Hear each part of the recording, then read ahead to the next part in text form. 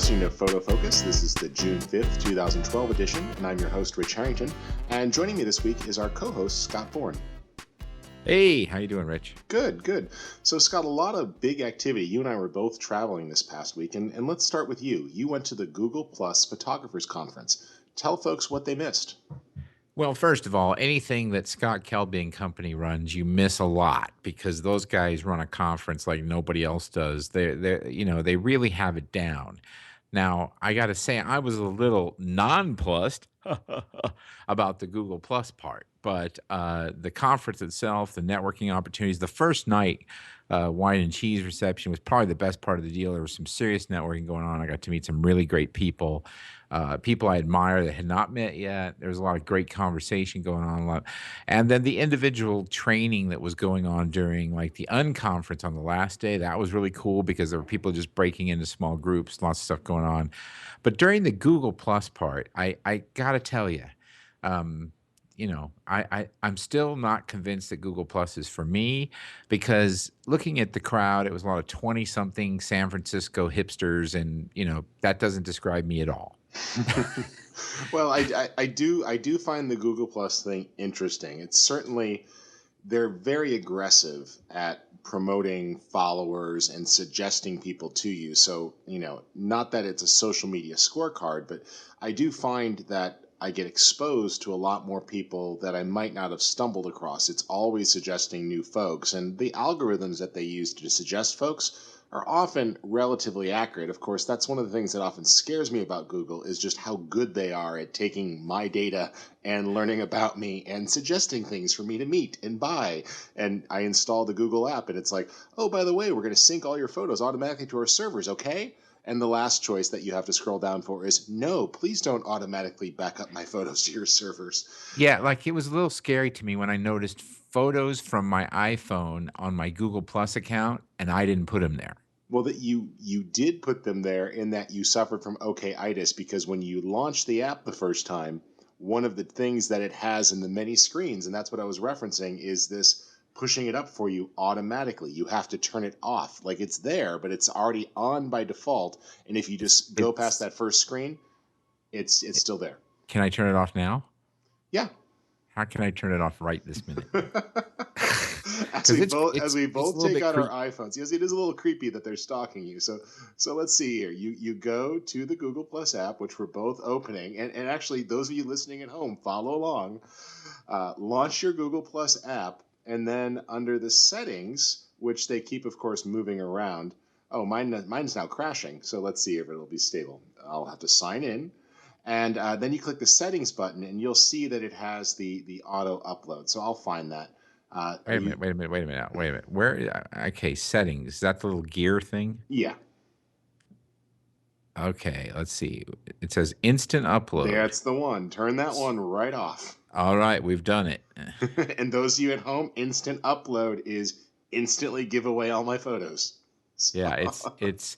Well, here's the thing. It started off with, one of the Google executives who's a brilliant guy. I mean, I was really struck by how intelligent he was. I was really struck by how passionate he was. But I was also struck by how good he was at rewriting history as he tried to convince us that Google loves photographers and we've always been respectful of you, except for that time that we did that lawsuit against 17,000 of you and took all your images without your permission or compensation and said basically, screw you, we're going to make money off you without your permission or compensation. So other than that, that bothered me, but at the end of the day, I think what I came away from was that there's a herd. There's a herd of people in our industry, and that herd, it's a really, photography is a small industry. Most people don't realize how small it is. And the herd moves from thing to thing. They're at FriendFeed one day, they're at Flickr another, then they move to Twitter, then they move to Facebook, now they're on Google+. I don't know that there's any net increase in user base is what my thinking is. I think they're just moving from thing to thing, and I think they're going to keep moving until they find something they really like. And I think what happens is there'll be breadcrumbs from thing to thing. There'll be people like me who I'm very comfortable with Twitter. I'm staying at Twitter. And there'll be others that say, well, I'm comfortable with Facebook. I'm staying with Facebook. There'll be people who say, hey, Google Plus is for me. I'm staying there. Now, I'm not writing Google Plus off. I mean, I'll still throw some stuff up there, but I guarantee you it's never gonna be a center of my social media focus, and I also do not believe the numbers.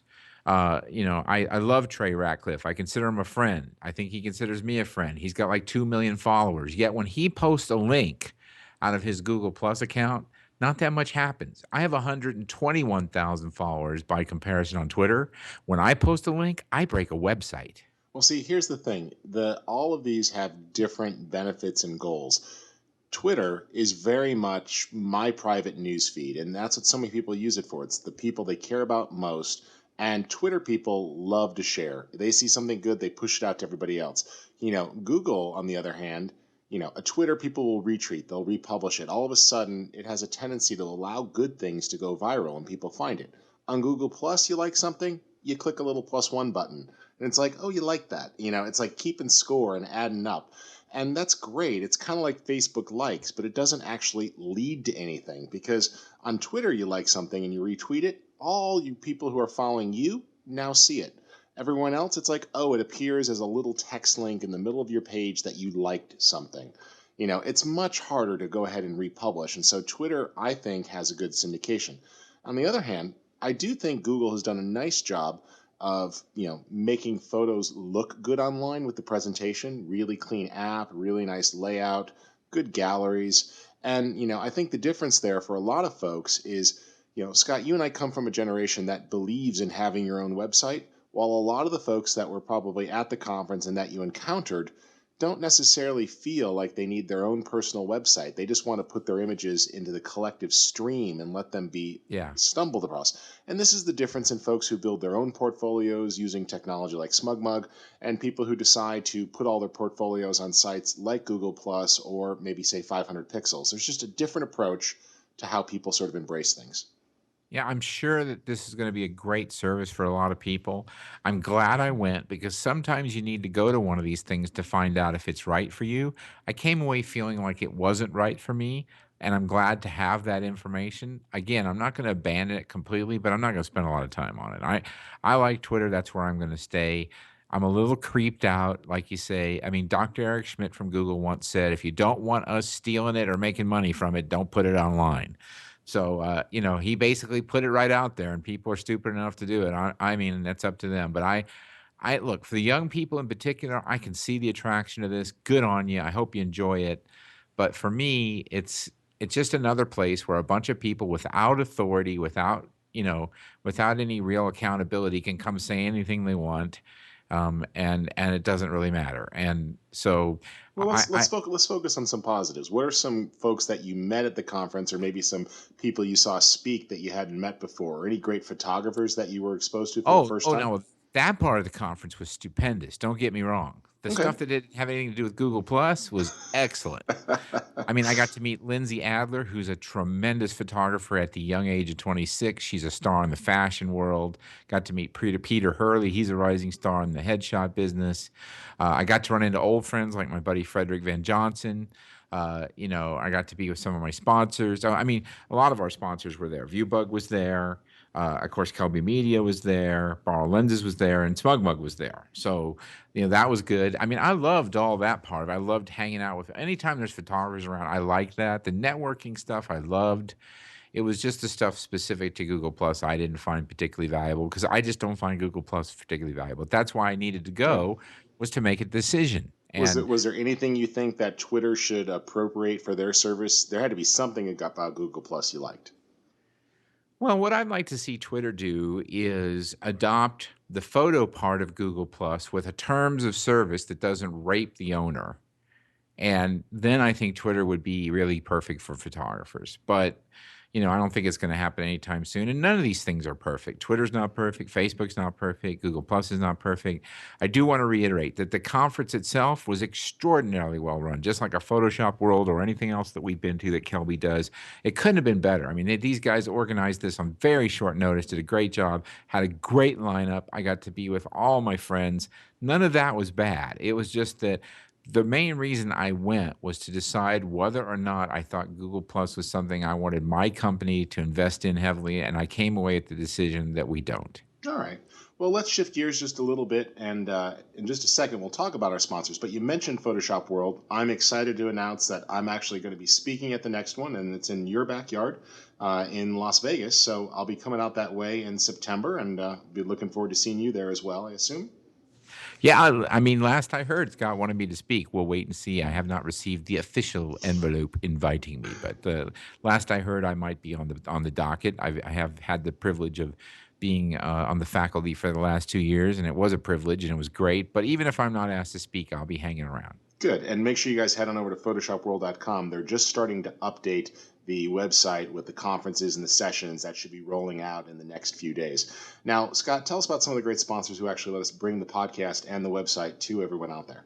Well, let's start with ViewBug. If you've never been to viewbug.com, you owe it to yourself to go there. You can put your pictures there, but the main thing they do that nobody else does, and I mean nobody that I'm aware of, is run photo contests. And they run them, that's like their core business. And it just so happens if you go to Google and search ViewBug Photofocus Photo Contest, there's a $10,000 photo contest running right now. A couple of key things to note: no entry fees for our contest, and we don't take any rights away from you. You own everything. So that's one you can definitely enter. But check out ViewBug for contests. And if you're trying to make contests to bring traffic to your site, ViewBug offers an API, some back-end white labeling services. So that's worth a look. Also want to mention Kelby Training, where you are a rock star. You're on all over it. And maybe someday I will be. I don't know. But that's where I go to learn stuff. And leading into our next story, I have been looking at some Kelby Training stuff on Lightroom. I wonder why. Yeah, yeah. Well, let's go there. Actually, well, actually, I want to push that just a little bit later. We'll talk about Lightroom at the end because I know that we're just gonna once we start that topic of Lightroom and Aperture, we're gonna run out of time. So I want to just throw Okay. out one quick thing. I was in over in Tel Aviv, Israel, doing a time-lapse workshop, and I was presented with some interesting challenges besides having a translator and teaching in two languages. But one of the things that came up was we had a very anticlimactic day. Like every other day for sunset was beautiful, great skies and drama. And we got out there to shoot, and the sun just fizzled. It was a hazy day and it went away. And so the first shot was just rough, and everyone's like, oh, okay. So we scrambled and we came up with a couple of ideas, and I just wanted to share those with folks. And I know, Scott, you've done a lot of shooting in this sort of situation, so please add some extra advice. One of the ones is we were then pointing towards the downtown, and it was still relatively hazy, but we decided to beat that by going for long exposure time lapse. So we made sure that everybody put the cameras solid on tripods. Some people weighted their tripod down, and we were going with exposures between 3 and 5 seconds. And that just ended up giving us great shots of the skyline because all the lights that were starting to twinkle on in the buildings and some of the reflections in the traffic really got picked up. The light just really started to go. And I'm sure, Scott, maybe you can offer some other tips to the readers about, shooting in non-great skies to really start to bring them back to life. Well, one thing to keep in mind is that there's detail in those skies. You just can't find it Yeah, necessarily in your viewfinder. So this may be a case where I would shoot raw because there's a lot of opportunity to recover that. yeah. The one thing to remember on these super cloudy days is that you are able to use a little bit longer lens than you could get away with because you won't have the shimmering effect that you would get on a hot sunny day. And, So sometimes a long lens is a cool lens to use on one of these cloudy days. yeah, we were definitely trying that, and we went with prime lenses if people had them to open it up, and that was going well. We saw that the longer exposure times with the time lapse also did nice jobs on the water. We were shooting across a watery surface, so that made the water nice and silky as opposed to choppy, which you sometimes see in the time lapse. Those who had fast enough memory cards and enough space did shoot raw. And that's a big thing I've really adjusted my time lapse shooting. Vincent LaFerre beat me up on it, and I definitely agreed with him and just ponied up the money and bought 3 times more cards than I had. Yeah, because you used to teach people just shoot JPEG, right? I mean, if it's the middle of the day, it's fine. But I'm finding with, when I am shooting skies or I'm shooting something where I want to take advantage of that recovery feature inside a camera raw, it's really getting pretty attractive between recovery and vibrance, the detail it brings out. Now, there was one other thing with time lapse, and then we will get on to Lightroom and camera raw because I know we both have been digging into it.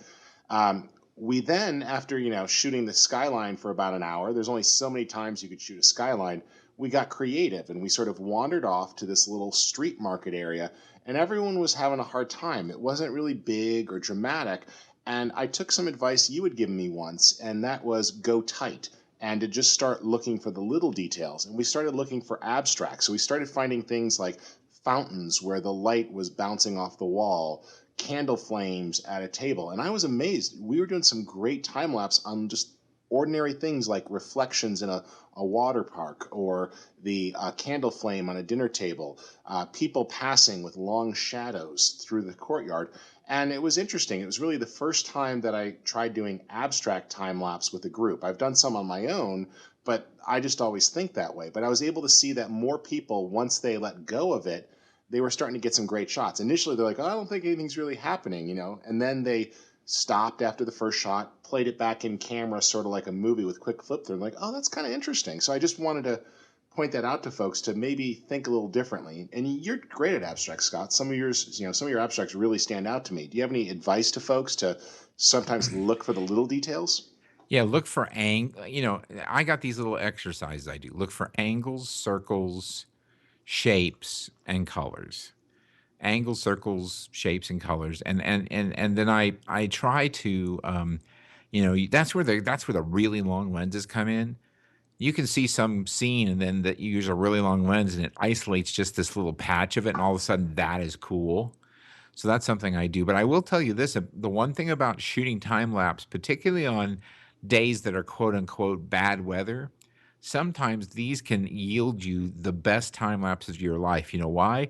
Because maybe somewhere during that time lapse is just this one little moment where for 100 seconds the sky opens and the sun comes down with that god light and everything glows, and then the sky closes back up, and it's extraordinarily dramatic. And you know what? You can't shoot it if you ain't pointed at it. Yeah, no, that makes absolute sense. And it was one of those things. It was just one of those days that is like, wow, we had such beautiful, beautiful weather. The scout was, wonderful. The stuff I got the night before when I went out to scout the location, novel idea, by the way. Some people are like, how did you know that we should come here to shoot? I was like, because I came here the day before without you and looked. Yeah. Pre-production didn't seem to always resonate with folks. Yeah, it's funny, it's like everybody else is taking the Henry Cartier-Bresson approach, which I just walk around and find stuff. But in the real world, scouting is a part of most big photo shoots and all video shoots. Yeah, and I had done it using a couple of SunPath tracker type apps on my iPhone. It worked great, even though I was abroad. I was able to pick up a Wi-Fi network and figure out where the sun was going to be. And I did get a chance to play with a new lens that I was happy with. I'm sure you have strong opinions on it, but it was the Sigma 85 millimeter, the 1.4. I did some portrait shooting just on the streets, roaming around when I was going through Jerusalem, and I just wanted to try having a really nice fast lens because I knew I was going to be in and out of old historic places, and it was really good low light performance. I was quite happy with it. Had you get a chance to play with that lens yet, or any Yeah, opinions? the high-end Sigma lenses are all very good. The problem is that they have been priced within a few dollars of the same Nikkor lens. So I just don't understand why someone would buy that lens instead of the 85-1.4 Nikon lens, which is about the same money. Yeah. So, I mean, when they were cheaper, third-party lenses made sense. But I've had some tremendous luck with Sigma, particularly their high-end stuff. But then I've also had some issues. When I was in Alaska, I had a couple of their brand new lenses that simply would stop working on the new bodies, the new camera bodies, because they hadn't caught up yet. And you're much more likely to run into those problems because, they don't make the body, therefore they can't catch up on making the lens adapt. So, I think there are like I've made a lot of great images with the Sigma 300 to 800. But if there was a Nikon or a Canon equivalent, I'd buy it. Okay. I just was looking to try something new, and I was happy with it. It Well, wasn't. don't get me wrong, it's a great lens. I'm not saying it's not a great lens. I'm just saying for like what, $50 more, you can buy the Nikon version. Yeah, I couldn't find the Nikon. It was out. Well, So now that may be something to keep in mind, and that can happen both ways, by the way. yeah. Some of Sigma's lenses are so popular, they can't keep them in stock. Some of Nikon's lenses are so popular, they can't keep them in stock. So sometimes you end up just picking the one that you wanna get, but I have an idea, Rich. Yeah, this is a perfect time to talk about where you can find those lenses, right? You can always find those lenses at borrowlenses.com. I was able to borrow the D800E. That's the one without the anti-aliasing feature, and an 85 1.4 for the Google Plus conference. And do you now still hate the D800, or do you think it Now, might be see okay? there you go. See, you're just joining the club. I never said I hated the D800. You said I I had to don't. carry a wagon around with me to store all my photos. Well, that part's true, but I don't hate the D800. I just don't understand it. But I do understand much better the D800E. Because I'll tell you what, the only reason to jump up to one of these 36 megapixel beasts is because you want medium format quality detail. And if you're going to go all the way, baby. So just get the E. And that thing is, it does deliver medium format detail. It's stunning. Now, you still have all the same problems with the D800. They finally just issued a firmware update yesterday, which stopped the camera from locking up. Like, oh, yeah, we should have maybe caught that in testing. There's still problems with the autofocus. There's still problems with the LCD, and it still requires 3 times the memory, 3 times the computer, 3 times the processing power, and all that stuff. And you still give up high ISO, low light performance. But other than that, it's a great camera. I was real happy. When I was in Israel with that camera, I actually had a portrait studio session. A friend of mine, Abba Shapiro, we went to a studio, we rented one, had a couple models in. It was a lot of fun. And then I had gone out with that camera and did a lot of graffiti shooting. For some reason, Tel Aviv seems to have a bunch of graffiti, but I found some really cool stuff. And it was just making some great background plates. And having that extra resolution for the background plates gave me a lot of flexibility when I wanted to start using those as plates for the photo work. We just did a fashion shoot. So that was fun. But yeah, I definitely find myself frequently downsampling for final delivery because the files are huge. Although, And you're downsampling to the size of about a D7000, which is $1,000 camera. I know, and I like that camera too. So I'm like, let's see. You can spend $300 to $3,200 for a camera that you're going to turn into $1,000 camera, or you could just buy the $1,000 camera and start right there. I like them both. It's there are some things in the D800 I find really nice, and it did a good job in burst mode. It was So faster transferring. how do you like that autofocus? Does that thrill you? I didn't have a problem with it. It seemed to Oh, work. okay. Well, you're one of the lucky ones because just about everybody I know is having. I had lots of trouble with it with the 85-1.4. Now, I will say if you're a macro shooter, this may be the perfect camera. Yeah, because you could really punch in. And you don't do much autofocus in macro shooting. You do a lot of manual focus, so it's not a problem. I mean, I do see a place for this camera, the D800E. But if I owned a D700, I'd hang on to it. All right, let's talk about a little bit with the move on over to Camera Raw over in Photoshop. We're seeing a lot of changes there, and that's also in Lightroom. One of the things I've fallen in love with before we get on the Aperture and Lightroom topic is the adaptive wide angle filter in Photoshop CS6. I actually posted a tutorial to photofocus.com this week, and I've been using this filter a bunch. And it's just been awesome. It's amazing. You literally just draw lines to say this should be straight. And if there's curves in the image, it'll start to straighten them out. It's just like the lens profile correction. It'll automatically recognize certain lenses from the embedded Camera Raw metadata, and it corrects. I'm just amazed at how much I could do to fix a picture with distortion. Or you could back it off. It's totally automated, but at the same time, you start to manually draw some lines to set your target zones. And then if you want to put a little bit of that bend back in, you could just tweak things with a simple slider or with some rotation points. Is this a feature you got a chance to play with yet, Scott? Because I just think it's awesome. I do think it's one of the best new features. And I'm just going to say it again. Adobe CS6 is an absolute, positively 1,000,000% must have upgrade. We don't say that every year. I often say you can skip this one or just do elements, but I'll tell you right now, it's a must have upgrade. That's one of the reasons. And I'm going to throw a tip in here. Much like when you use the automated panorama feature in Photoshop, the result of using this filter is that you lose a little bit of your image area. So shoot wider than you need to is my tip. That's a very good one. Yeah, definitely, especially if you have a D800 with all those extra pixels. Yeah, right. Shoot a little wider. You're right, and then Shoot, sometimes you can take advantage of some of the content-aware fill technology if it's things like a sky or to put it simple back, detail. yeah. Yeah, yeah. But you're going to have to crop is the bottom line. You're going to have to crop once you get this all done, and you're going to crop out some of the image area. So when my experiments using it so far, I've shot the image, a little bit wider on purpose so that the area I gave up really wasn't important to me. So, but yeah, that and then let's talk about Lightroom and Well, the you can't give a tip and not let me give a quick tip on the same thing. okay, I'm happy That's to. okay. I mean, seeing that I just finally put my Photoshop book to print this week and it's done, it'll be out. And we'll be So, talking about it when it's ready. yep. The if you're going to do that filter, you can run it as a smart filter. So if you simply right click and convert your raw file when you placed it in and told it to come in as a smart object, or right click on your layer and make it a smart object, you can actually continue to tweak that filter. And then when you use the new crop tool in CS6, it by default is also non-destructive, so it doesn't throw away the pixels. So if you've done it and you think, oh, that's not quite right, you can go in and just double click on the layer and tweak the effect, and just reselect the crop tool and adjust what is cropped. So cropping doesn't actually throw things away unless you tell it. Now, Yeah, but that's one of the things that I first switched to Aperture for was that the cropping was non-destructive. I'm glad to see that we finally have that on the Adobe side. yeah, no, it's about time. Now, talk about that. You've been sort of where I've been, looking at Aperture going, okay, you released an update. When's Aperture 4? Maybe it'll be with Mountain Lion, or maybe it'll be with Worldwide Developers Conference, or I don't know, It maybe. could, it could, it could. Before I do that, I do want to mention a great place to post all these pictures we're talking about is over at SmugMug, especially if you're a pro and you want to sell them, smugmug.com. There's a banner on the Photo Focus page you can click to get more information.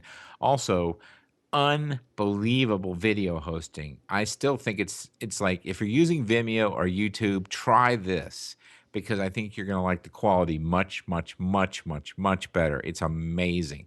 So thanks to SmugMug for supporting the site. So here's the deal. I'm kind of fed up with Apple. That's all there is to it. Tim Cook came out yesterday or the day before and said we're going to double down on secrecy. Great. So I can Great, even good. have less way to plan for my business in my future and when I make my purchases and what I train my people in. You mean you might just actually just discontinue a product that I've invested 10 years of my company and thousands of dollars training people how to use? Well, Like I think that? here's what I think that this is a very strong signal of. Apple is no longer interested in the pro community because you can't send that kind of message when there are professionals who you have. I mean, when they say we're going to double down on secrecy, they may be talking about the media, but guess what? They're ultimately talking about information that gets to their users. And guys like you and me make financial decisions and investments and hire people and fire people and take on equipment purchases and capitalize investments based on what's going on here. And if we don't have the information, it can be critically dangerous to our business. And Tim Cook just told us he doesn't care.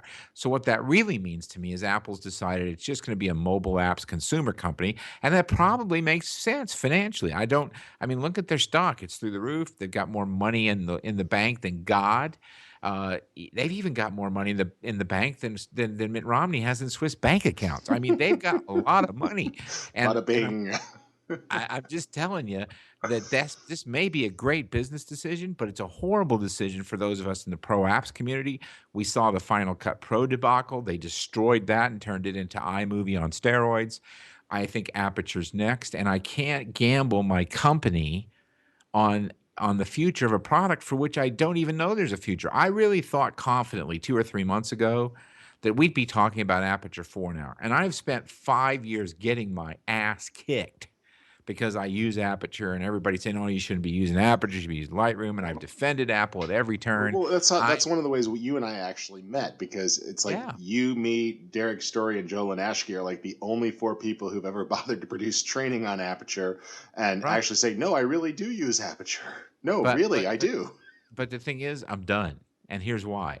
I mean, I can't make plans based on what they're going to do. And let's just say at WWDC they do either announce or roll it out. Let's say they do, and let's say it catches up to Lightroom. We're going to go right back through this same process again, where maybe it's going to be another 2.5 years. We don't know if they're going to stick with it.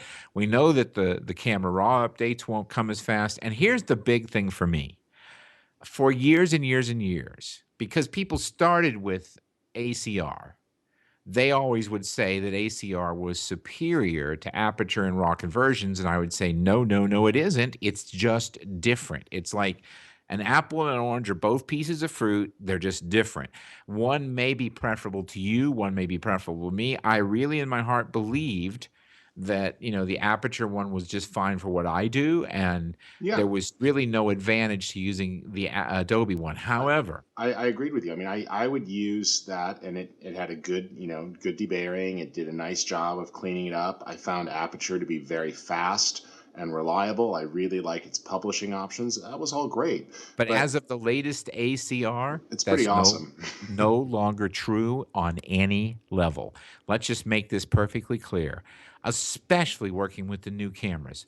I'm not a stupid man. I took files from my brand new 5D Mark III and I drug them into the Aperture RAW converter, and then I took the very same files and I drug them into ACR, On the and very same guess machine with the very on the same monitor. very same machine, very same monitor, very same everything, and the file was, like, so much cleaner in ACR that it was like somebody hit me in the head with a shovel. Well, it just ACR has a great noise reduction feature, and I just love the clarity slider. Clarity does such a great Yeah. job with Wait, selective in contrast.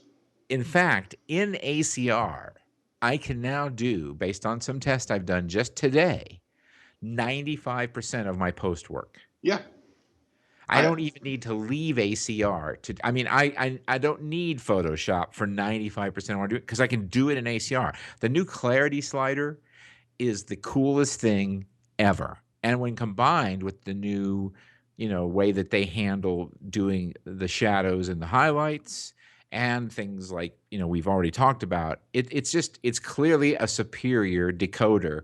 And Apple may or may not catch up, but Apple will always be catching up from now on, as far as I'm concerned. And that's reason enough to switch. When you throw in the fact that Tim Cook has says we're going to double down on secrecy, which means I can't plan my business, then I mean, I got to take a long look at switching. I haven't made a 100% yes decision yet, but I'm leaning so far that way that if a feather hits me, I'm going to fall off the fence on that side because nobody at Apple will talk to me. And let's just be frank. I'm, like in vampiredom, the first vampire bites all the other vampires, and he's like the strongest vampire who makes all the other vampires. I'm like the first Aperture vampire. I mean, I'm the Scott Kelby of Aperture. and now the sunlight's been creeping in through the locks. I have done more stuff with Aperture than probably any living human being. I've technical edited 9 books. I've done 3 video training titles. I taught the first 3 Macworld classes in Aperture with Derek, the first one ever 19 days after the program was released with a 15-page PDF manual. We knew I so remember little the I about remember those days. we knew so little about it that we called the Aperture dev team in to help us answer questions because we had the product for a few days. I was when in the first Apple has this training certification like Adobe does. The highest level of certification you can get is called T3, train the trainer, meaning you've taken all the courses on how to use the product. Now you take a course that certifies you can train other people on how to train it. I was one of the first T3 Aperture guys. In short, you can't find anybody who's been more sold out for Aperture than me. And here's how many times my telephone has rung in the last 2 years about Aperture. Oh yeah, no, I know, Scott. None. I wrote the official Apple book on it, and and then all of a sudden it's like, oh wait, even though the book did really well, you're no, we're gonna have somebody internal write that, and they had an employee write it because they couldn't trust anyone on the outside to not leak information. I was like, wait a minute here, let me get this straight. What are you concerned about with secrecy? Yeah. Let's see, Well, here's the thing. The facts are there's always been an uphill battle here because Lightroom has always been able to run on both Windows and Mac, which means it's always had a bigger audience. So guys like us who write books and do training seminars have limited our ability to earn money immediately by messing with Aperture because we knew we had a smaller audience. Likewise, there's a much greater community of support if you run into trouble because no matter how smart you are, there's always something you don't know. And there's a great community of Lightroom people all over the web. Most of them are our friends.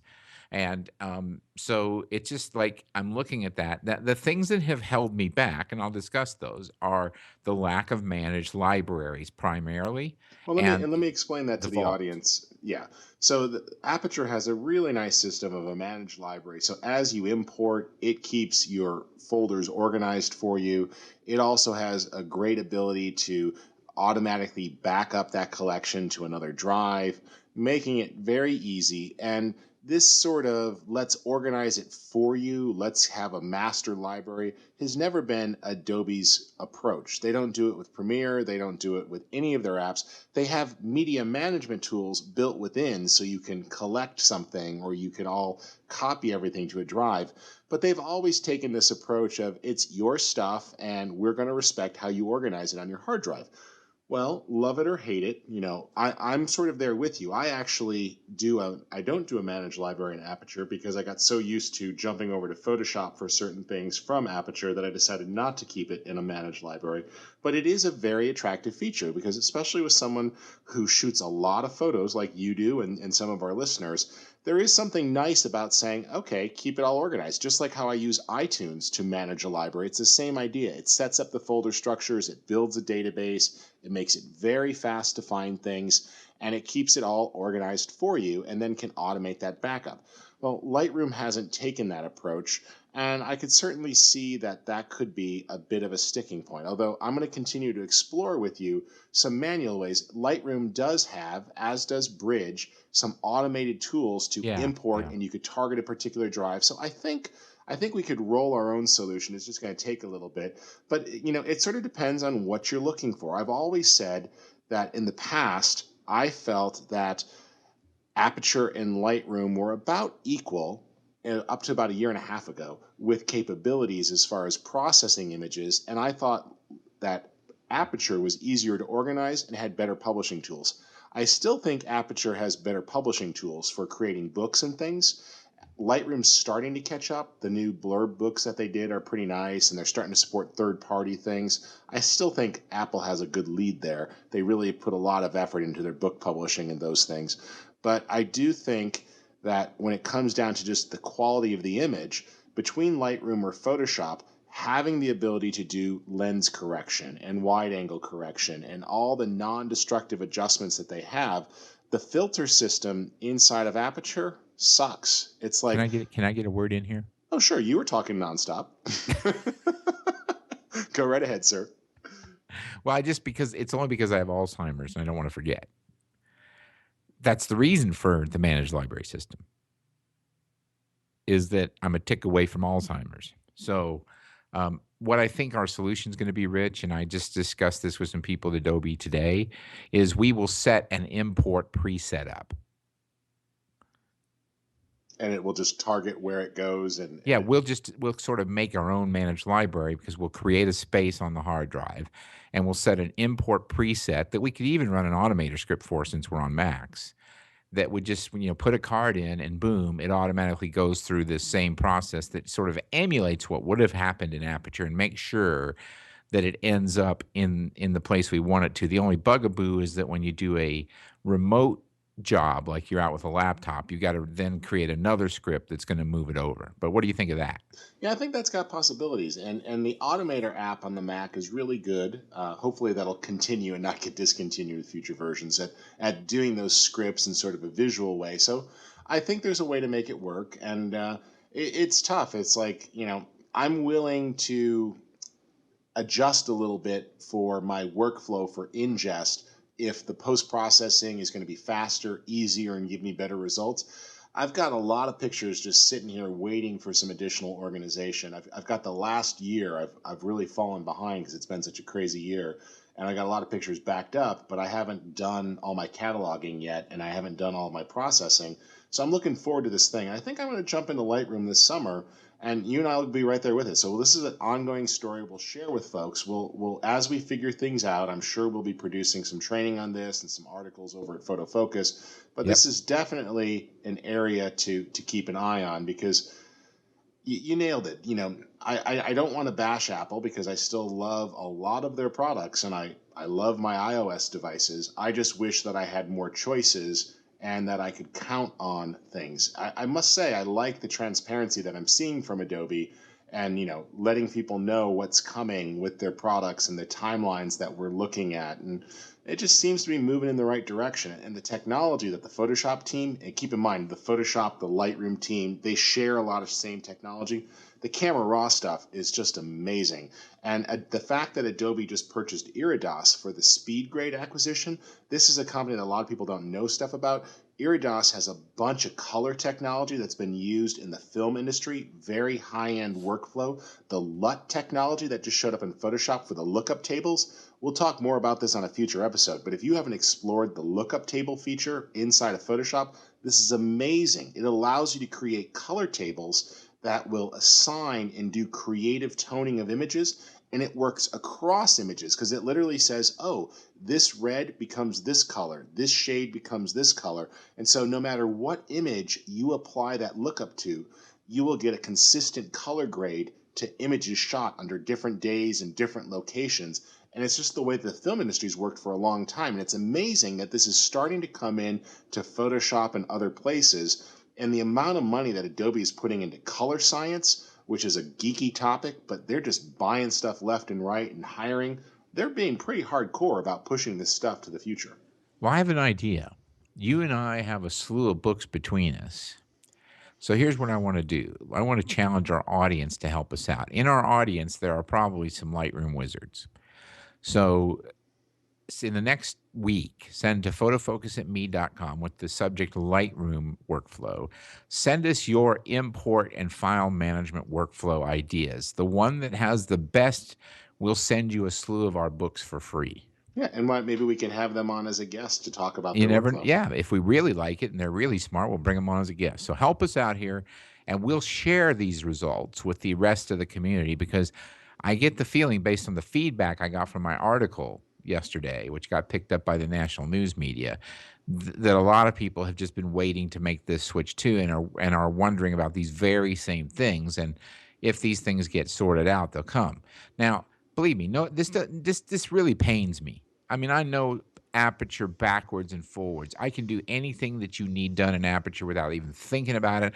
I can teach a 3-day class in Aperture without notes.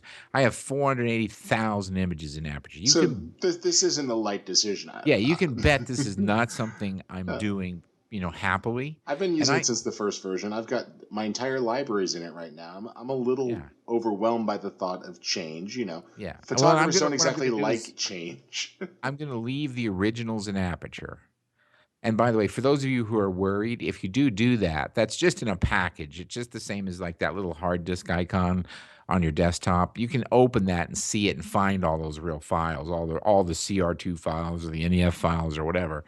They're all there. I'm going to leave all that there. I'm going to export all the photographs that I have 5-starred and finished and start my new Lightroom catalog with those.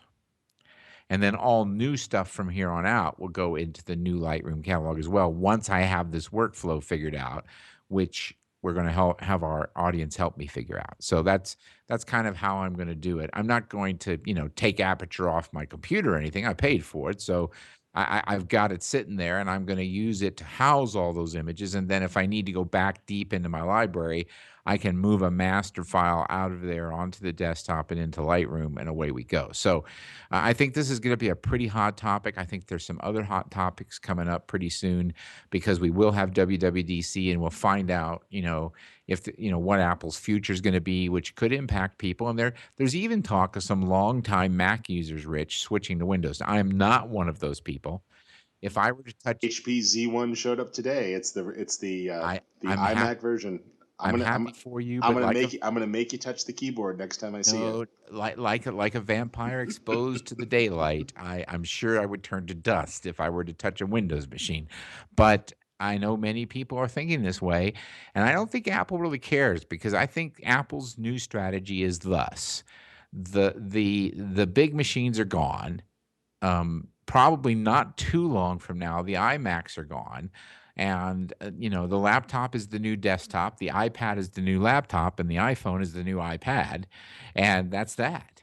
I think I think they see 3 devices in their territory, the laptop, the iPad, and the iPhone. And I think that's where they're going. Well, And I it's don't going to be a really interesting WWDC. That's sort of the watermark. Like I know several pros who had said, "Oh, well, at the National Association of Broadcasters, they're going to announce it there." Oh, well, on June 1st, they're going to announce it because that's when the That's when the chips are coming. Oh well, it's gonna be WWDC. Oh, it's gonna be this date. It's like, just like I had a line in the sand when I gave up on Final Cut. I think a lot of people are putting the line in the sand for this upcoming WWDC conference. It'll be interesting to see what hardware comes, what our choices are going to be, and we'll see what happens. Neither of you, I think part of the reason some of the folks listening were like, oh, they're finally seeing the light, and then other people are like, how could they be turning on Apple? This isn't about turning on a company. A company is not your friend. A company is there to solve your problems and help you do your job. And if they're not doing it, then you got to try another company. Just like we all lose jobs or we all pick up new clients because we want the business more than somebody else. Let's see what the next few weeks bring. And either there will be the Apple that everyone loves and they'll shock the world and surprise us, or it sounds like we may have some pretty good alternatives for some other strategies. Well, Scott, here's a closing thought. yeah. In order to get loyalty, you have to give loyalty. Well said. All right. So that concludes this week's episode of Photofocus. A lot of great things, and we'll be coming back to you in about 10 days. Scott, where can people find you? I'm on Twitter at Scott Bourne, all one word, SCOTTBOURNE, where I give away stuff all the time. And then, of course, I write for the Photofocus blog, as do you, on a regular basis at photofocus.com. Great. And you could follow me at RedPixel, that's RHEDPIXEL on Twitter, and just search me up. I've got a bunch of new books coming out on CS6. A new Photoshop book is in the works, and 2 books on Premiere Pro are coming as well. So lots of exciting things coming down the pike. And then this summer, it sounds like you and I, Scott, are going to be exploring Lightroom. And maybe someday we'll have to do something like the Lightroom guide for former Aperture recovering addicts. I think that's definitely, I can see you and I on tour pretty soon doing that. So for all of you that are wondering how to do it, look for us in a city near you. Great. That would be a lot of fun. All right. Well, thank you all for joining us. It's been a great week, and we'll catch up with you again in 10 days. For Photofocus, my name's Rich Harrington.